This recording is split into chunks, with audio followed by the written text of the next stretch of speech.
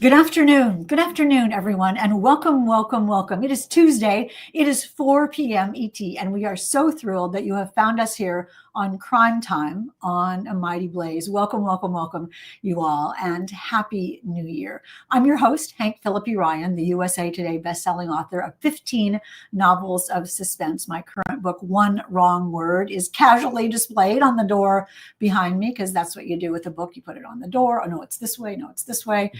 My new book called All This Could Be Yours comes out in September about a debut author on book tour who finds that a Faustian bargain she's made is about to come due. But that's later. But for today, I am so delighted and so thrilled to bring you Murder in the Dressing Room by the incredible Holly Stars. You all, this book is hilarious and it's wonderful and it's touching and it is a good, solid, fabulous mystery, so well written and so twisty and surprising. You will absolutely love Murder in the Dressing Room. Plus, look how fun. This is great. Holly comes to us from across the pond. Welcome, welcome, welcome. We're so glad that you're here today. Thank you so much for having me. I'm very excited to be here today. Well, this is your first novel, and it must be so much fun. Let me read you all very quickly. Welcome, Betty. Nice to see you. And Emily is here. And Shanson says, I wish Hank's book would come out earlier. So we don't. I need all that time. But Shanson, you will hear all about it. Listen to this from Library Journal about Murder in the Dressing Room. Stars drag-themed cozy mystery debut is a must purchase. And Publishers Weekly also raved it has a lovable character, lively dialogue, and dry humor. It is a glittering good time. Murder in the Dressing Room. Holly, what did you think? I mean, when you click on those reviews and you think, here's your PW review, here's your Library Journal review, and here it comes. What are you thinking when you're opening that email? And what did you think when you saw what they said? I was amazed by what they said. I couldn't believe it. I think as somebody who's been trying to write crime fiction for a really long time, to finally get something out there and then have a reception like that from the industry press was very exciting. I didn't know going into it what a starred review meant. And so they said you've received a starred review from the Library Journal. I was like, oh, how nice.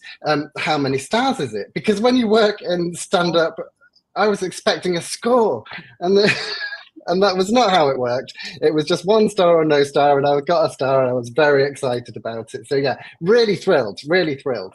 Well, a star from Library Journal is especially wonderful because that's where libraries go to see what books to buy. And they buy the books with the starred reviews. And I think I read somewhere that fewer than 10% of books get stars. They're really careful about that. I mean, it is a big, getting 1 star is a good thing. This is the only Yes. So I was that's what the publishers explained. And then since then, I've seen that the book has popped up on library websites all across the United States. And I'm delighted about it, really. And that it's interesting because when you're by yourself writing a book, you kind of forget that people are going to read it. I mean, it seems like you're writing it and then you send it into someone, then you're done.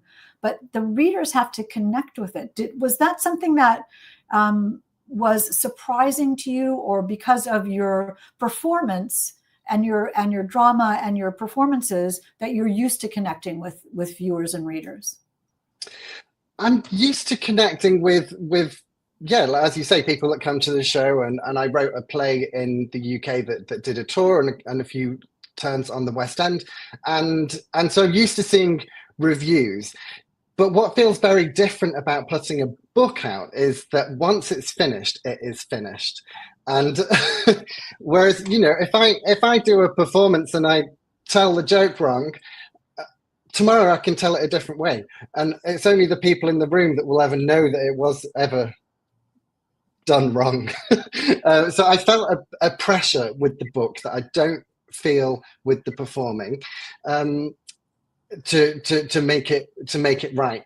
And so yeah, it did take a lot of work to get my head around people are going to read this and review it, and it's out there now. That's it. Yeah, I've never thought about it that way, that in a performance you can do it again the next night. I always think about doing book talks being like a Broadway show where you give it 100% every night, and the next night you have to give it 100% for all new people. But a book stays the same no matter who's reading it or where it is. Did you think about that as you were writing it? And how did you know that you were done? I don't think that I felt done at the at the end of the process. There were so many rounds of editing and then a sensitivity read and rewrites after that, and then copy editing and proofreading, which was done for the US and the UK separately. So I had to do both those bits twice. And I think by the end of it, I'd been rewriting it and editing it for so long that I just could have carried on doing that forever. And so I just had to let it go in the end and say, okay, everyone else is happy with it, I will leave it be. Exactly. I mean, there is the thing of a deadline. So it's going to be done by Tuesday at 6, no matter if you're still changing commas or whatever it is. But we'll talk more about that in a minute. Let me quickly welcome everybody to Crime Time. If you are new to A Mighty Blaze, if you are new to Crime Time, welcome, welcome, welcome. You have picked a wonderful day to join us. We are talking to Holly Stars, whose new book, Murder in the Dressing Room, is out next week. So you'll hear about it here first, out next week, the 14th in the US. You know that A Mighty Blaze was started at the beginning of the pandemic, 5 years ago, amazingly, by the marvelous powerhouse duo of Jenna Blum and Caroline Levitt, to keep us reading, keep us sharing books, keeping us involved in the community and chatting and meeting our favorite authors, and maybe meeting some new favorite authors. Maybe Holly Stars will be one of those today. I bet she will. Absolutely. And we have been going on now for 5 years, and we will continue with our several dozen volunteers bringing you programming 24/7 here on Facebook and on YouTube. So we are so thrilled that you are here today. As I said, our guest today is the fantastic Holly Stars. Holly Stars is a drag stand-up comedian and writer. She is the writer of the smash hit drag murder mystery Death Drop, a play that has had 3 runs in the West End and a UK and Ireland tour. That's amazing. Holly has 2 seasons of her own television series, Holly Stars Inspirational, on Fruit TV and Tuck Shop. She is also the producer and co-host of the murder mystery book review podcast, Read to Death, which is hilarious. And that is, and we are so fun. We are so happy to have Holly here today. And one more thing, and then I will stop talking and let Holly talk. Holly is giving away a copy of Murder in the Dressing Room to one fabulously lucky commenter. So leave a question or a comment or just general adulation and admiration in the comment. At the end, we will spin the wheel of fun and see who wins the book. So do not miss Holly Stars' Murder in the Dressing Room. Holly, let me ask you, I mean, so you've done all these kinds of things. We were talking about you writing a play and being a performer and having this podcast. Would you rather be on the side of the microphone answering the questions, or would you rather be asking the questions? Oh, that's very interesting. The anxious person within me wants to be asking the questions, because I think when I'm the one answering afterwards, I overthink it all and I'm like, oh no, what did I say? So from that point of view, but then when I'm talking about a project that I've created or something that I've worked on, it is fun also to see what questions people ask and what people want to know about it. And that's really the point, isn't it? When you're putting something out there into the world, you want to have those connections with readers, audience members. So it is nice as well to do it's nice to do both sides. And wonderful that you can. I mean, it's interesting when you said that, it reminded me that really, we can write books, but the books aren't really fully realized until a reader sees them in their own mind and reads them and makes their own decisions about the book. How much fun was it for you to put, well, it hasn't even been put out yet, but how much fun will it be for you to have readers be reading this and thinking about the world in maybe a different way? I'm really excited for that, because I find in crime fiction, on the television, in books, drag isn't always represented. and drag performers aren't always represented as whole people. We are often sequins and glamour and on the stage or on the door of a club, or but we're not often fully rounded characters. And so what I wanted to do with Murder in the Dressing Room was to create a full cast of drag characters, all the suspects. Misty herself, the detective in the book, is a drag queen, and so I really wanted to write a book that sort of challenged the perspective of drag artists as being this sort of one-sided sort of spectacle. And so I hope what I've done in the book is showcase Misty out of drag, because out of drag, Misty is Jo, who is very nervous and worried about doing this investigation and leaning on their partner Miles to help them with the investigation. But when they're in drag as Misty, they get this new confidence, and Misty is fierce and unstoppable, and she can walk into any room and demand the answers. And so I was trying to, with the book, showcase that there are multiple sides to drag and drag artists. I want to talk more about that, and especially about exteriors and the reaction of people to exteriors. But let me ask you first, just to tell us a little bit about the story of Murder in the Dressing Room. Yes, so Murder in the Dressing Room. Misty Devine, an up-and-coming London drag artist, works at a bar called Ladies Bar on Old Compton Street in Soho, which is the sort of gay area of central London.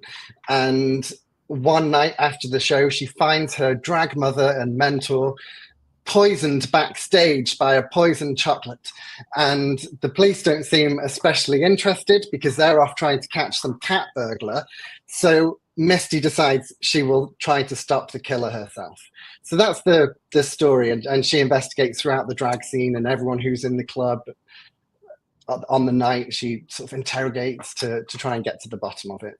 Well, it's interesting that you say that how Misty's character has developed and the two sides to Misty. Tell us about her in each part of her life, and how did you come up with her as the main character?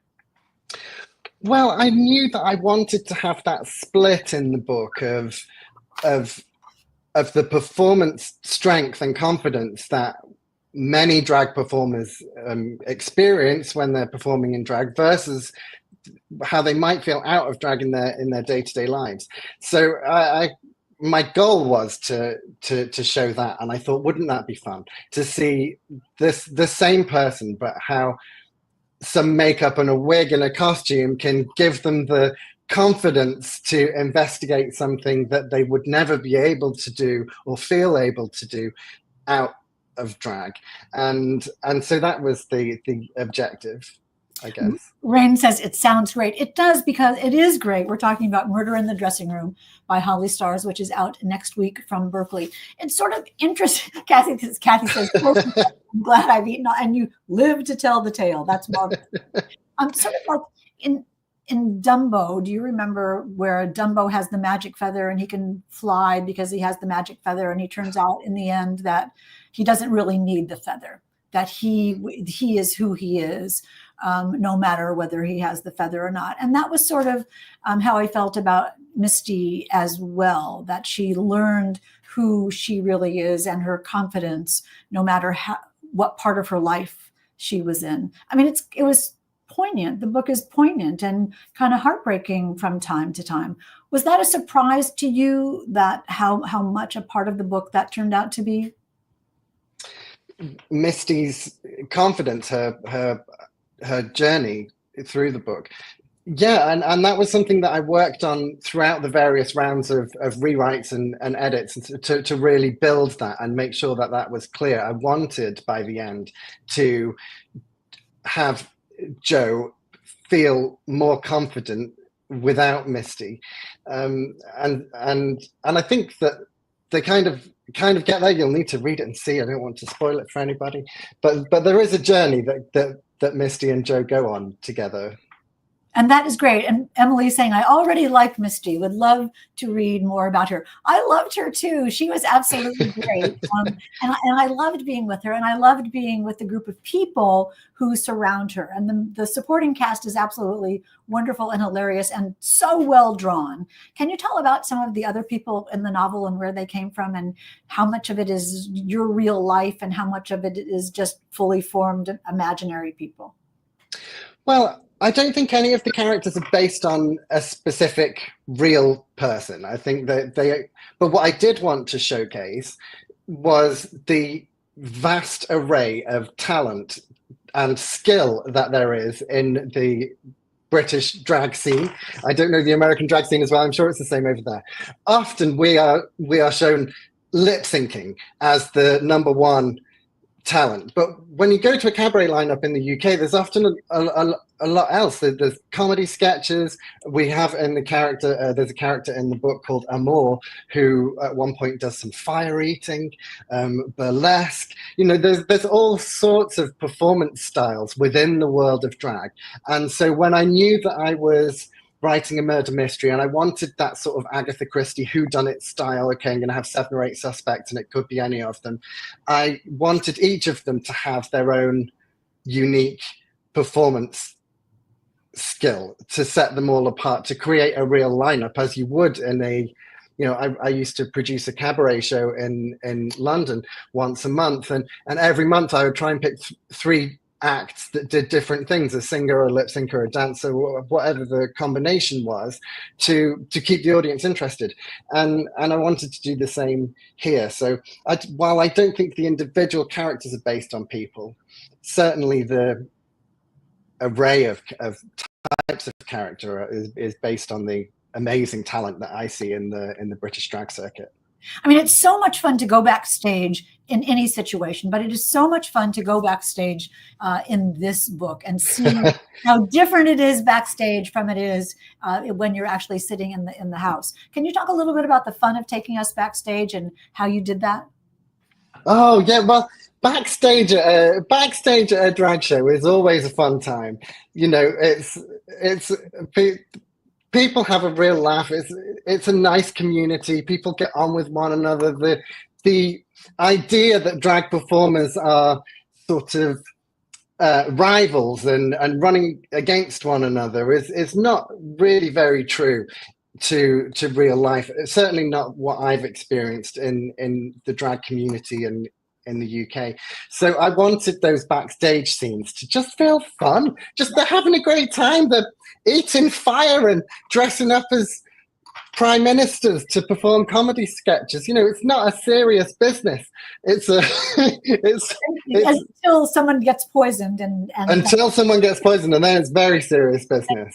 But thankfully, that doesn't happen very often. I mean, you're talking about Agatha Christie, and I was so impressed in this book at how, you know, it's fun and funny and it's a different milieu than we're used to, but it is very studied and very carefully with every single necessity of a solid traditional mystery. It is all here. It is a well-written, surprising, twisty, fair mystery. Can you talk? I mean, have you always read mysteries? Did you always want to write a Agatha Christie-esque kind of book? How did you learn how to write such a good mystery? Oh, well, I wrote obviously the play Death Drop, and that was loosely based on And Then There Were None. That was kind of and had a sort of similar vibe. It was a bit of a And Then There Were None pastiche. So I was familiar already with how these mysteries work and how we put them together. And I thought, wouldn't it be fun to see one of these mysteries taking place in the drag world of London? And I set it up by not knowing who the murderer was myself. When I started writing it, I didn't know. And I didn't know who the murderer was until almost the very end of the first draft. And then I was like, aha, I know who the murderer is. And and that, I think, really helped me because it made it more of a mystery for Misty, because even I didn't know. So how could she possibly know? And, and so that's how I... That's how I write How, too. I don't even know who's going to get killed sometimes. And then I certainly don't know who did it. And it's all sort of a journey. I'm out in search of the story, just like the main character is, just like Misty is in search of who really did it, which calls one, but it still means for you, the author, you still have to create a situation where there are clues, where there's a string of clues, where it's fair, where you're not leaving anything out, where nothing, Mhm. and that she has to be smart enough to follow those leads and clues. Was it fun to write, or did you have moments when you think, oh my gosh, I have no idea what's going on? Oh no, I loved writing it. I loved it. I didn't love the proofreading and the sort of itty bitty bits at the end, but the actual writing, and I even really loved the structural edits that were sent through it's being published in the UK and Commonwealth at the same time as the US. I have two editors who send me combined notes or a document that's got all of their comments in, and sometimes I was getting these pages back and it looked like, oh my god, there's 3 comments on every page and this all needs rewriting. But I actually really enjoyed having that input as well, because I think it makes it stronger, doesn't it? It's important to be listening to others in the process. So yeah, I loved writing it, loved piecing the mystery together, loved dropping the red herrings in, and it was a lot of fun. It's really fun when it all comes together and you begin to see what you didn't realize you had written, and then it all sort of goes together. Sometimes there's a magic editor says, tells you one thing and it makes a huge change, in the whole story. And it's so much fun to see. Did you think about that you wanted to write a mystery first? Did you love mystery first, or did you want the drag setting first and then decided what genre of a book to write in that setting? It was crime first for me, and I had, before I even started doing performing work, I had been trying to get crime novels published in the UK and trying to get an agent and all of that. And then I gave it up to do, I was getting nowhere. I was like, you know what? I'm going to channel my writing into writing stories instead. So I was writing stories about my evil next door neighbor, Posh Sue. And I would perform these stories in cabaret clubs. The stories got longer and longer. And then after Death Drop happened, I thought, maybe it's time to revisit writing crime fiction, but set it in this world that I've discovered and that I've been building with these amazing people that I've met. And that's where it came from, really, was out of a love of crime fiction that I've always had. And then on top of that was layered the discovery of the drag world. So it was and I thought, this is such a fun thing to combine. You never know what's going to click together. It's just always so fantastic. And your experience in writing Dead Drop, how did that inform your experience in writing this book? We're talking about Murder in the Dressing Room, you all, if you just tuned in, by Holly Stars, out next week from Berkeley. It's a marvelous, cozy mystery set in the world of drag. How did Dead Drop inform writing this book? So the play was a really fun experience for me in terms of drag community and the closeness that exists between drag performers. Up until Death Drop, I had been running cabarets, performing it on comedy lineups, that kind of thing. And then suddenly I was in the cast for Death Drop, the West End the production, the first one, and there were 8 drag performers, and everybody in the production, almost everybody, I think, was LGBTQIA plus, and that was the first time, and we were working together obviously every day for months and months on end, and that was the first time that I really saw an environment that was fully queer like that. Mm-hmm. And that's what I kind of wanted to replicate with the casting of characters in the book. It's almost entirely queer book. Every character in it is queer, and so it's a nice. So definitely, that's how the play informed the book, was building that cast and that company of characters. And also the pacing of a play. I mean, you don't want people to leave when the play is underway, and you don't want people to stop turning the pages when your book is underway. What did you learn about pacing and keeping the sort of gold coins on the path to keep people reading and watching? Well, I love when I'm reading crime fiction. I love an end of chapter cliffhanger. I love a little, and so I tried in as many chapters as I could work it to have a little cliffhanger to like keep you going to the next bit. And I didn't really realize how fun those bits were to write until I came to read the audiobook. And when I read the audiobook, I wasn't sure how much character to put in or what. I've never recorded an audiobook before. And when I got to those lines, I was like, I have to lean into this. This is as drag as these bits are going to get. So it's all Misty knew she had to catch the killer. I can't wait to hear it. I saw your video on the way to read your audiobook, and you were so nervous about it. Whose idea was it for you to read it, and what was it like to do that, and how much fun? I mean, how much fun and how kind of strange and out of body was it to be reading out loud your book? That's an incredible experience. Yeah, well, I was terrified, and they asked me. The Penguin Random House audio team asked, would I read the audiobook? I think a lot of them had come to see some of my shows while the editing process was happening. So they knew who I was. They knew that I was used to performing. And they asked me if I'd write the book. And I've got a terrible habit of just saying yes when something sounds exciting without without thinking too much about it. So I said, yes, of course I'll read the audiobook. And so then I went and did it, and I was worried when I got there how cringeworthy it would be to read my own book for the whole 3 days that it took. But actually, I really enjoyed it, and I enjoyed it more than I thought I would. There were fewer changes in the book than I thought I would want. It made me feel better about the whole thing in the end. I don't think I can listen to it, but a few people have and have said that they've loved it. So that's nice. Reading the book and then hearing, being with you today, I can't imagine any voice better than to read it. It's going to be hilarious to listen to that book. But I was worried from an author point of view that if I read my whole book out loud, I just want to change every bit of it. Was there a moment, I don't know, was there a moment when you sort of forgot you wrote it and you were just sort of into the story? Yeah, I think I went into sort of hypnotic trance. They put it on an iPad for you, right? And you're in a enclosed soundproof booth, and you just scroll up the iPad and read it out loud, and for 3 days.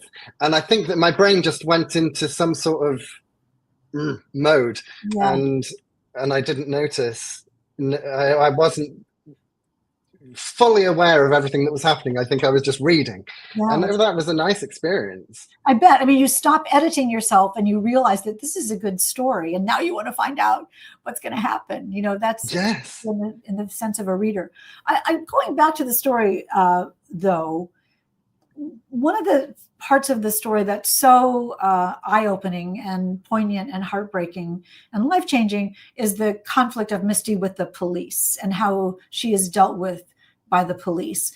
Can you talk a little bit about how you wrote those scenes and why those were important? Yeah, so I think sort of historically, the police have been a controversial presence for the LGBTQ plus community. And I didn't want to delve into that. But what I did want to show is that within the institutions around us, there is a lack of understanding for how certain subcultures work, including the drag community, and how for example, at the beginning of the book, Misty corrects the police officer when he uses the non-drag name of one of the people in the room, and because that's something that we would do very rarely.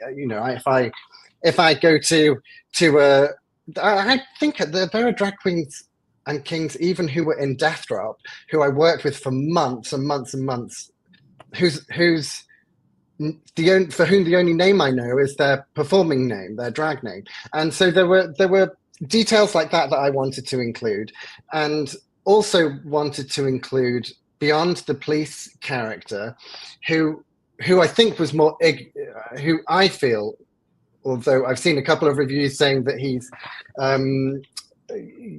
homophobic and transphobic, my view of him as I was writing it is that he was more ignorant than phobic, but broader thinking than the police are the moments in the book where Misty is refused to be allowed into an Uber because she's in her drag costume.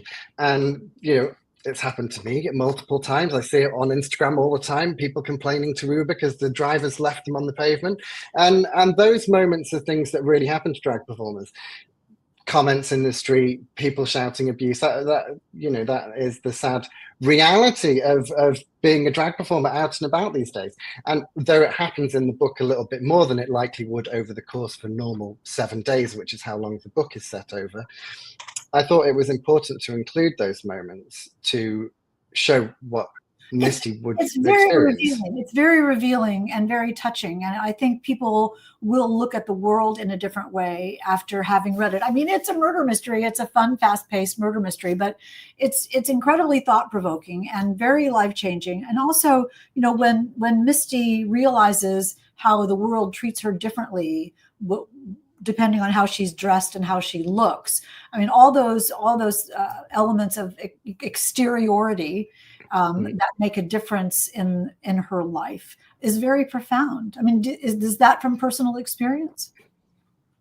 Yes, absolutely. And as I say, I know that lots of drag performers experience this, and it's online, it's especially terrible. But when it happens in the street, it can feel really shocking.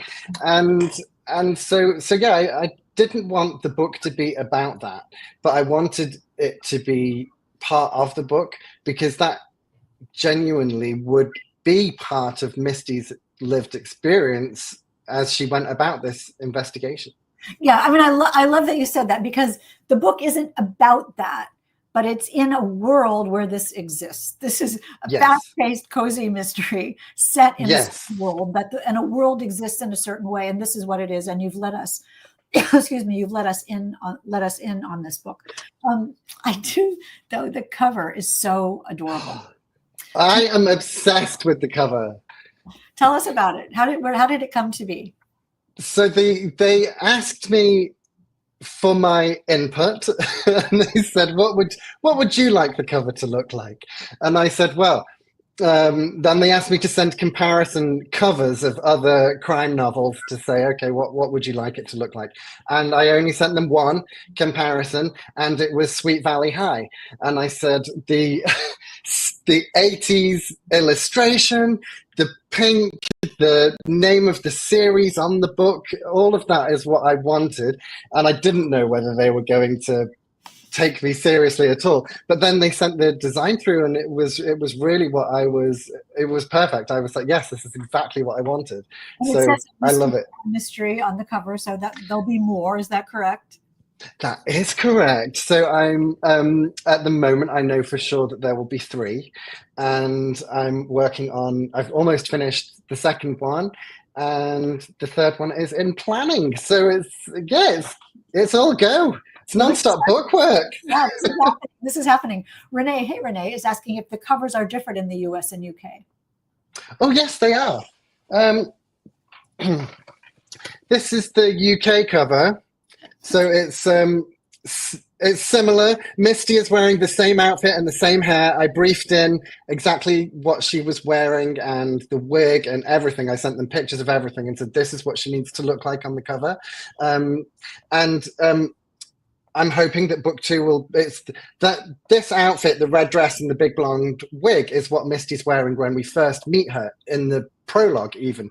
So I'm hoping that books 2 and 3, she will also be wearing what she's wearing at the start of the book. So. He says the cover is wonderful. It is indeed, and I like the glittery one. Mary says that cover could be adapted for a coloring page.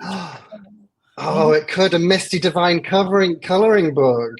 And but I should do a little shout out to the designer Katie Anderson, who designed the cover, and to the artist Rusa Marie, who is a fantastic artist. She's an illustrator who works on drawing drag artists, and so often for drag queens merchandise and that kind of thing, and posters, there will be Rusa Marie illustrations. And so they sent a few options of illustrators, and I was like, yes, Rusa Marie. Was already connected with her, and so it was a nice combination. Great community thing too. There's a lot of love for the coloring book in the chat. Yes, we need to do it, don't we? I'm thinking about paper dolls too. We need to have paper dolls. Yes. The code you can cut out.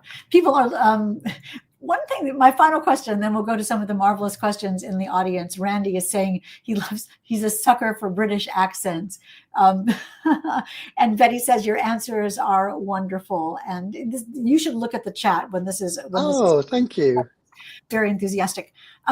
My final question, and then we'll go to the audience questions, is that I saw your video when you did the unboxing of the book. And I almost burst into tears because you were you were trying to be funny and adorable, but you were also, there was an undercurrent of actual emotion of seeing that book that really came through.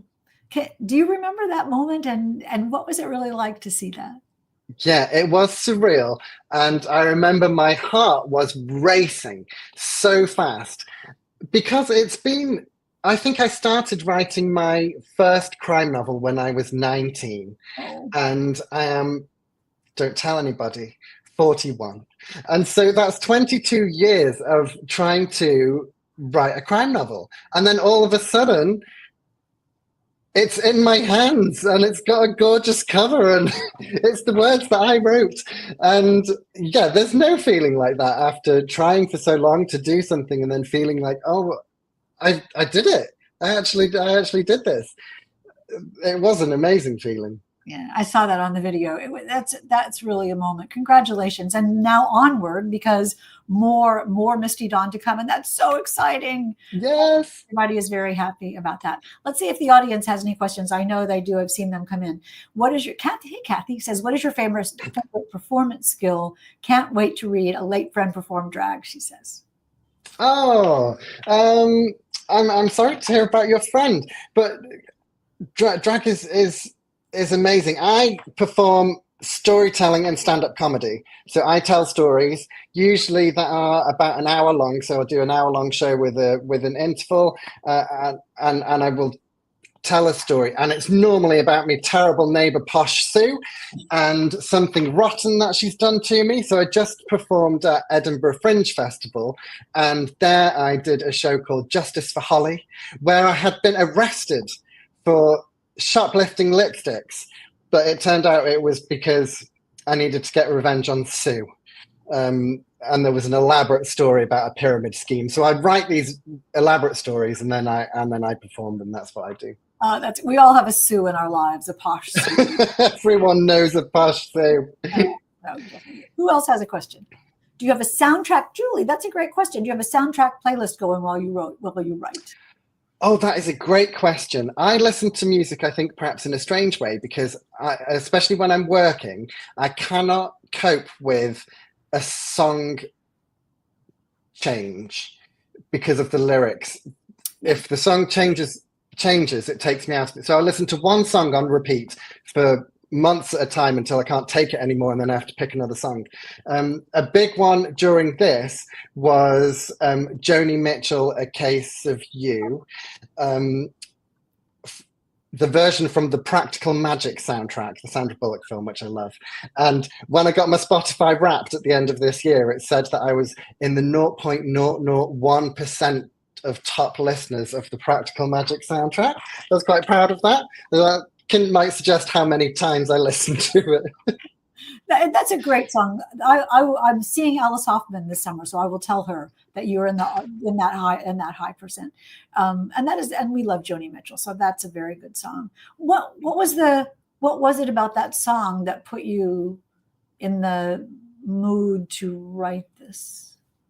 I think that song in particular is quite an emotional one, isn't it? And at the same time, quite peaceful. So it's nice, easy listening for background music while you're writing something.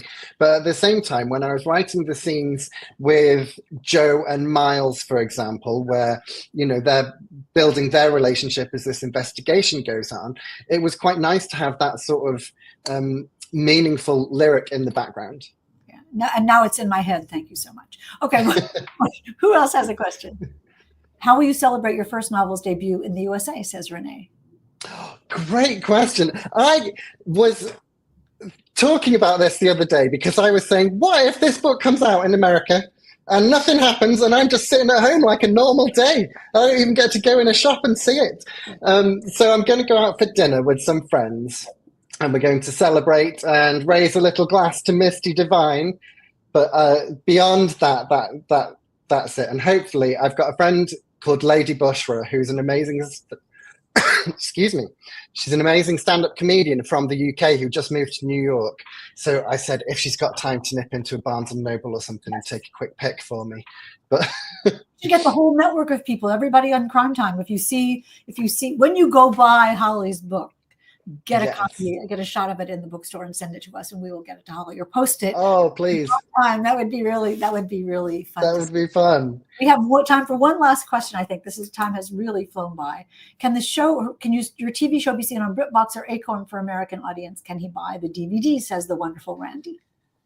Yes. So the TV show Inspirational can be seen, I'm not sure in the US, but definitely in the UK, it can be seen on Amazon Prime. Mm-hmm. So you might be able to watch it on Amazon Prime, or you can watch it on Outflix, which is, I can't remember the former name for it, but Outflix is the LGBTQ plus streaming service, and it's definitely on there. And you can just Google for it, because I think when I was looking for it, it was available even on YouTube. Yeah, I think some of it's on YouTube now, and yeah, I think you can find it. I trust your internet instincts. I know there are more questions, but our time is running out. You are the best, Holly. Thank you. Thank you. You're the best for having me. Thank you so much. I loved this book. Randy works at Barnes and Noble. Says I'll sell it. Thanks, Randy. There's your pal.